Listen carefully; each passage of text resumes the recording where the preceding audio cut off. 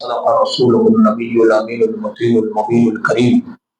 درود پاک پڑھیے اللہم صلی علی سیدنا شفیعنا مولانا محمد العلی الجود والکرم بارک وسلم۔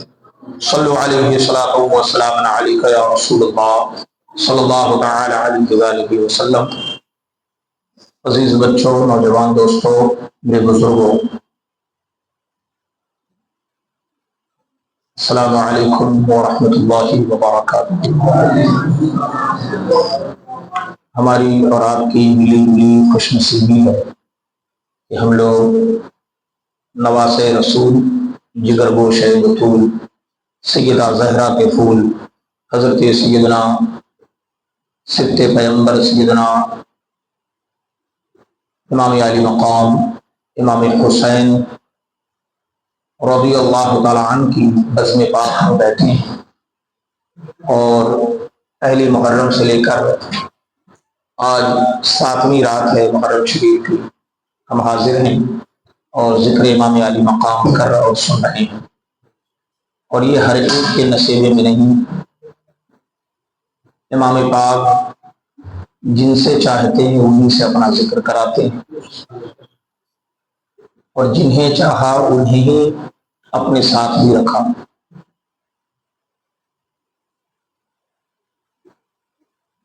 سوا لاکھ سے زیادہ صحابہ موجود تھے، مگر امام پاک نے ہر کسی کو نہیں بلایا۔ صحابہ نے بلکہ منع بھی فرمایا تھا کہ الکوفی لا یوفی، کوفہ والے وہ ہیں جن سے وفا کی بو بھی نہیں آتی۔ فرمایا امام، ان لوگوں نے آپ کے بابا کے ساتھ بھی دھوکہ کیا تھا، یہ آپ کے ساتھ بھی یقیناً دھوکہ کریں گے،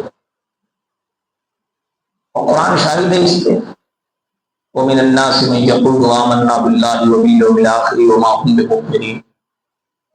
لوگوں میں کچھ ایسے بھی ہیں جو کہتے ہیں کہ ہم تو ایمان لائے اللہ پر اور آخرت پر، حالانکہ وہ ایمان والے نہیں ہیں۔ یہ میں نہیں کہہ رہا، اللہ کی کتاب قرآن مقدس کہتی ہے۔ اور کربلا میں کون تھے؟ آج جو ذکر ہے کربلا کا، جو واقعہ ہے، وہ خالص مومن اور خالص کافر کے بیچ میں نہیں پیش آیا۔ یہ دو منہیں سانپ تھے، باہر سے کچھ اور، اندر سے کچھ اور۔ اور یہ والا جو خوبی ہے، یہ والی اس دور میں ہماری قوم میں کوٹ کوٹ کے بھری ہے۔ آپ دیکھیے گا، ہمارے پیچھے نماز پڑھیں گے، باہر جا کے نبی کا لیے ایسے ایسے نمونے مقتدی ہیں۔ مسئلہ چھیڑیں گے توڑا، اور مسئلہ کے مین سے بھی واقفیت نہیں، اور نہ کبھی سیکھیں گے کہ ہم نماز پڑھتے ہیں تو ہم سجدہ صحیح کر رہے ہیں کہ نہیں کر رہے ہیں، حضرت ذرا ایک بار چیک کر لیجیے۔ نہ کہے لو، دولت ہے نا ان کے پاس، سارے عیب رکھ لیں، لیکن یاد رکھیے صاحب دولت اللہ رسول کی نظر میں صاحب عزت نہیں ہے۔ اللہ اور رسول کی نظر میں صاحب عزت وہ ہے جو قرآن سیکھے اور سکھائے۔ نبی پاک نے فرمایا خیرکم من تعلم القرآن وعلم، تم میں اچھا وہ ہے جو قرآن سیکھے اور سکھائے، جو شریعت پر چلے، دین پر چلے۔ قوم کا ایک وہ شخص جو روزانہ روٹی کماتا ہے اور کھا لیتا ہے اپنی محنت سے، وہ اس شخص سے کروڑہا گنا افضل ہے، بلکہ اب اس کا اور اس کا تو مقابلہ ہی نہیں۔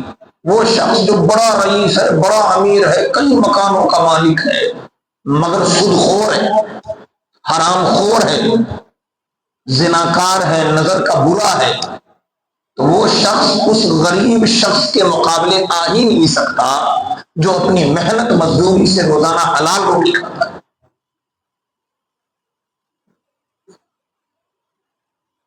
سود خور یہ وہ شخص ہے جس کا گناہ زنا سے بدتر ہے۔ اور امام پاک ایسوں کو کہاں بٹھانے والے؟ الغرض یہ کہ قرآن نے جو دو بتایا، تین لوگوں کو تین کیٹیگری بتائی، اصلی مومن، اصلی کافر، اور ایک دو منہا سانپ جو ادھر کا بھی ادھر کا بھی، پتہ نہیں ہے یہ کس کروٹ بیٹھے گا۔ وہ کہتے ہیں نا کہ بھئی اونٹ کا تو پتہ ہوتا ہے کہ کدھر بیٹھے گا، اونٹنی کا پتہ ہی نہیں ہوتا کون کروٹ پلٹ جائے گی۔ یہ ان کی مثال ہجڑوں کی سی ہے، مخنث۔ ایک بادشاہ کے دربار میں ایک عالم صاحب کی بڑی عزت تھی، ہجڑا ان سے چڑھتا تھا کہ یہ اتنی آگے کیسے جا رہے ہیں۔ تو اس کے دماغ میں نا خرافات سی ہوئی، بادشاہ کو جا کے پڑھ دیا، مولانا خالی ٹوپی ووپی لگائے ہوئے کچھ آتا جاتا تھوڑی ہے، اور آپ نے اسے دربار میں سب سے بڑا مشیر بنا دیا۔ تو کہا جانچا کیسے جائے؟ کہا میں سوال دیتا ہوں اور آپ ان سے پوچھیے، کہ میں اگر پوچھوں گا تو انہیں لگے گا کہ شاید جل نہیں رہا ہے، حسد میں پوچھ رہا ہے، لیکن میں گارنٹی دیتا ہوں آپ پوچھیں۔ کہا بتاؤ سوال۔ کہا سوال یہ ہے کہ ان سے یہ پوچھئے کہ آسمان میں کل کتنے تارے ہیں، اور دوسرا سوال یہ پوچھئے کہ زمین کا سینٹر کہاں پہ، اور تیسرا سوال یہ پوچھئے کہ دنیا میں مرد کتنے ہیں اور عورتیں کتنی ہیں۔ اور مولانا صاحب سے پوچھا، مولانا صاحب نے کہا ٹھیک ہے میں کل اس کا جواب دوں۔ ابھی گھر گئے منہ لٹکائے بیٹھے، بھئی آسمان میں ستارے کتنے ہیں اللہ جانے، اللہ کا رسول جانے، کسے نہیں پتا ہے۔ اور زمین کا سینٹر کہاں پہ ہے؟ دنیا کا سینٹر تو معلوم ہے جہاں خانہ کعبہ ہے وہاں ہے، وہ سینٹر ہے، لیکن زمین کا سینٹر کہ اس کا بیچ پوائنٹ کہاں پہ ہے یہ کیسے پتا چلے گا؟ تو الگ الگ بیچ بنے ہوئے الگ الگ ٹکڑے ہیں، اور مرد کتنے ہیں عورتیں کتنی ہیں پوری دنیا میں۔ اب تو انٹرنیٹ کا زمانہ ہے، اندازہ لگایا جا سکتا ہے، کوئی جھوٹ ہے، انسانی تحقیق غلط بھی ہو سکتی ہے۔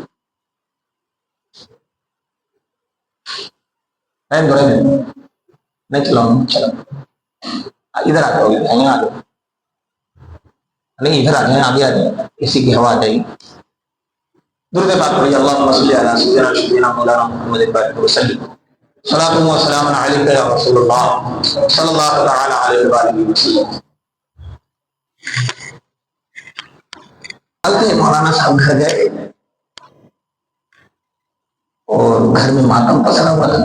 بادشاہ نے کہا تھا اگر سوال کا جواب نہیں دیے تو کھال کھینچ کے بھوسا بھر دیں گے۔ ڈر گئے بیچارے کہیں مارے نہ جائے، گردن کاٹی نہ جائے، بڑی پریشانی کا عالم تھا۔ تو ہوا کیا، تو ان کا جو کپڑا دھوتا تھا دھوتی، وہ بلا اس کی گھر میں ماتا پکڑا تو بیوی سے پوچھا ان کی بیگم صاحبہ سے کہ ہوا کیا ہے؟ بولے ارے بڑا ہارڈ سوال دے دیا ہے، وہ ہجڑا ایسا ایسا خرافات پیدا کیا ہے، اب مولانا صاحب تو مر جائیں گے، اب آج آخر کپڑا کھولو، 3 دن کی مہلت لے کے آئے ہوئے۔ کہا بس اتنی سی بات ہے، مولانا صاحب سے کہیے کہ وہ جا کے کہیں یہ سوال میں کیا میرا دھوبی بھی دے دے گا۔ کہا اچھا، بولے آپ جا کے دیجیے، بولیے میں جواب دوں گا۔ ہم مولانا صاحب تیسرے دن دھوبی کو لے کے پہنچے، دھوبی اپنے گدھا پہ بیٹھا ہوا، ہاتھ میں ڈنڈا اور رسی لے کے آیا، پہنچا بادشاہ کے دربار میں۔ عدالت لگی کہ دربار لگا ہوا تھا، لاکھوں لوگ تھے کہ بہت بڑا سوال تھا، عالم صاحب کو اس نے بے عزت کرنے کا سارا راستہ تیار کر رکھا تھا جڑے نے۔ اب ہوا کیا، کہا جی ہاں پوچھو سوال۔ تو کہا سوال یہ ہے کہ آسمان میں کل کتنے تارے ہیں؟ تو مولانا صاحب بولے کہ میں بتا چکا ہوں کہ اس سوال کا جواب میں کیا میرا دھوبی دے دے گا۔ کہا اچھا بتاؤ جی۔ دھوبی آگے لایا گیا، کہا حضور اگر اجازت ہو تو میں اپنا گدھا اندر لے آؤں۔ کہا گدھے کا کیا کام ہے یہاں پہ؟ کہا گدھے بھی تو جواب ہے۔ بلایا گدھے کو، کہا حضور اس گدھے کے بدن پہ جتنے بال ہیں اتنے ہی آسمان میں ستارے. اگر یقین نہ ہو تو کہیے ہجڑے کو گنتی کر لیں. فبہت الذی کفر، کافر مبہوت ہو گیا، سر پٹا گیا، کبھی بغل دیکھے، کبھی دائیں کبھی بائیں. کہا نہیں ٹھیک ہے، ایک دم صحیح کہہ رہا ہے. بال گنے تو گدھے کا کیسی گنتی کرے. پہلے سوال کا جواب حل ہو گیا. دوسرا اس نے کہا، دوسرا سوال کیا تھا؟ دوسرا سوال یہ ہے کہ زمین کا سینٹر کہاں ہے. دھوبی ڈنڈا اپنا لیا تو وہیں گاڑ دیا بالکل دربار میں. کہا حضور بادشاہ سلامت، زمین کا سینٹر یہیں پہ ہے. آپ کا دربار کوئی عام دربار نہیں، زمین کا سینٹر ہی یہی ہے، اور آپ نے عدالت بنائی ہے. سبحان اللہ، کیا بات ہے. آپ کے دماغ کی داد دینی پڑے گی. دربار بھی وہاں لگایا جہاں زمین کا سینٹر. اور اگر آپ کو یقین نہ ہو تو ہجڑے سے پوچھ لیجیے. ہجڑا کبھی ادھر دیکھے کبھی ادھر دیکھے، بولا حضور ایک دم صحیح کہہ رہا ہے، یہیں پہ سینٹر ہے. کہا نہیں اگر یقین نہ ہو تو آپ کھدائی کر کے دیکھ سکتے ہیں. ہم نے تو تحقیق کر لی ہے. 2 سوالوں کے جواب حل ہو گئے، وہ ایگری کر گیا. اب تیسرے میں بادشاہ نے پوچھا، تیسرا سوال کیا تھا؟ بولے دنیا میں کل مرد کتنے اور عورتیں؟ تو اب دھوبی کبھی ادھر جائے دربار میں، کبھی ادھر جائے، کبھی ادھر جائے، کبھی ادھر جائے. لاسٹ میں وہ دوڑا اور ہجڑے کو پکڑ کے باندھ دیا اور وہی ڈنڈا اکھاڑ کے دے پٹائی، جم کے توڑا اسے. بادشاہ نے کہا مار کیوں رہے ہو؟ کہا حضور سارا کھیل اسی نے خراب کر رکھا ہے. میں عورتوں کو گنتی کر لیتا ہوں، پھر مردوں کو گنتی کرتا ہوں، تو حالت کیا ہوتی ہے کہ مرد کی گنتی 1 بڑھ جاتی ہے. پھر عورتوں کو گنتی کرتا ہوں تو وہ عورتیں جو 40 تھیں اب وہ 41 ہو گئی. یہ ہجڑا سارا کھیل خراب کیا ہوا ہے، کبھی عورتوں میں گھس جاتا ہے کبھی مردوں میں گھس جاتا ہے.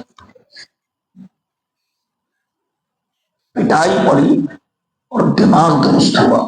کہاں اسی نے تو مجھے بھی بھڑکایا تھا مولانا کے خلاف، ورنہ میں اپنے عالم کی بڑی قدر کرتا ہوں، اسی نے بھڑکایا تھا. درنگی چھوڑ دے یک رنگ ہو جا، سراسر یہ موم یا پھر سنگ ہو جائے. یہ دوغلے لوگ ہیں، یہ منافق لوگ ہیں. منہ پہ کچھ اور ہوتا ہے، پیچھے کچھ اور ہوتے ہیں. سجدہ اللہ کی بارگاہ میں اور یہاں سبحان ربی العلیٰ سبحان ربی العلیٰ. اب باہر نکلے اللہ تو میری سنتا ہی نہیں. لے بیوقوف، ساری عبادت خراب کر لی. رکو میں سبحان ربی العظیم سبحان ربی العظیم اور باہر نکلا. ارے جناب آپ چاہیں گے تبھی میرا کام ہو پائے گا. تو کیا چاہتے تو نے ابھی تو تم سبحان ربی العظیم کہہ رہے تھے اللہ تو سب سے بڑا ہے، اور ابھی تو انکار کر رہا ہے کہ تو سب سے بڑا ہے، تو چاہے گا تو ہی ہوگا. ہمیں یوں کہ میرا رب سب سے بڑا ہے اور میرے رب کی عطا سے اگر تو نے چاہا اور اللہ تجھ سے کروائے تو میرا کام ضرور ہو جائے گا. تو کافر ہو گیا، اپنے رب کی بڑائی کا انکار کر رہا ہے. کیسا مومن ہے؟ ابھی پڑھ رہا تھا الحمدللہ رب العالمین الرحمن الرحیم، تمام تعریفیں اللہ کے لیے. باہر جا کے اپنے وہ جس کی آگے پیچھے ڈولتا رہتا ہے، جس کی چاپلوسی کرتا ہے تو اس کی تعریف میں بیٹھا ہے کوئی رب کے سوا تعریف کے قابل؟ انسانوں میں تو لاکھوں عیب ہے. اگر تو اپنے دوست کی تعریف کرتا ہے تو اس کی برائی بھی بتا اسے تاکہ وہ اس کو سدھار کر سکے. یہ وہی لوگ تھے جو کربلا میں تھے، منافق لوگ. کلمہ نبی کا پڑھتے، خطبہ نبی کا پڑھتے، سنت نبی کی ادا کرنے، اور انہی کے نواسے کے قتل کے درپے ہیں. تو کربلا کا واقعہ یہ کافر اور مومن کی جنگ نہ تھی، یہ مومن اور منافق کی جنگ تھی. بہتے ہوئے گمراہ بد مذہب لوگوں کی جنگ تھی. جب کسی کی گمراہی حد کفر کو پہنچ جائے وہ شخص ہی مرتد ہوتا ہے، اور ایسے شخص پر فتویٰ جاری کیا جاتا ہے. لیکن کسی کی گمراہی اگر حد کفر تک نہ پہنچی ہو، جیسے امام علی مقام امام حسین کے مقابلے میں آنے والا یزید، ہمارے امام سیدنا امام اعظم ابو حنیفہ یزید کو کافر نہیں کہتے، گمراہ اور بد مذہب کہتے. لیکن تینوں امام، امام مالک، امام شافعی اور امام احمد بن حنبل سے کافر کہتے ہیں۔ ہمارے امام کے پاس اس کے کفر پر دلیل موجود نہیں، اس لیے انہیں کافر کہنے سے وہ خاموش ہے، لیکن یہ بھی نہیں کہا کہ ان اماموں نے غلط کہا۔ تو جس کی جیسی تحقیق ہوتی ہے ویسا ہوتا ہے۔ صرف امام علی مقام امام حسین کا ذکر کر رہے ہیں، بڑی خوش نصیبی کی بات ہے۔ بس دعا یہ ہے کہ اللہ تعالیٰ قبول کر لے، اور قبول جس دن ہوگی نا، یقین مانیے اسی دن، اسی سال اللہ تعالیٰ نجف اکبر امام علی مقام امام حسین کے روضہ مبارک کی زیارت بھی عطا کرے گا۔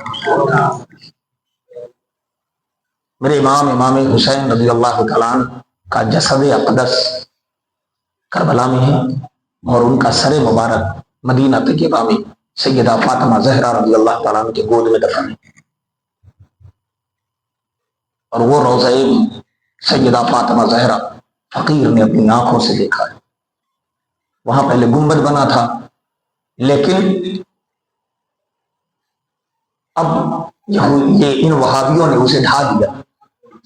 ترکیوں نے بڑا سجایا تھا، سارے مقدس مقامات کو چنہت کر دیا تھا، منتخب کر دیا تھا، لیکن سب خراب کر دیا۔ اللہ تعالیٰ کی بارگاہ میں دعا ہے کہ پروردگار عالم ہم سب کو سیدنا امام علی مقام امام حسین کے روضہ مبارک کی حاضری اور دیدار نصیب فرمائے۔ اب شروع کرتے ہیں سیدنا امام علی مقام امام حسین کا تذکرہ۔ یہ تو تمہیدی گفتگو تھی، منقبت پڑھ لیتے ہیں۔ اللہ کے حبیب کے پیارے حسین ہیں۔ جیسے بات سچی ہے تو خوب محبت سے بولیے سبحان اللہ۔ اللہ کے حبیب کے پیارے حسین ہیں، حیدر حضرت علی کی آنکھ کے تارے حسین ہیں، سارے صحابہ کرتے تھے الفت حسین سے، سارے صحابہ کرتے تھے الفت حسین سے، سرکار مصطفیٰ کے دلارے حسین، سرکار مصطفیٰ کے دلارے حسین ہیں، نور نبی ہے ابن علی چین فاطمہ، نور نبی ہے ابن علی چین فاطمہ، نور نبی ہے ابن علی چین فاطمہ، غمخوار امتی کے سہارے حسین ہیں، غمخوار امتی کے سہارے حسین ہیں۔ اور یہ شعر خصوصیت کے ساتھ سماعت کر لیں۔ جب ظلم کیا دین پہ ظالم یزید نے، جب ظلم کیا دین پہ ظالم یزید نے، اپنا لہو بہا کے نکھارے حسین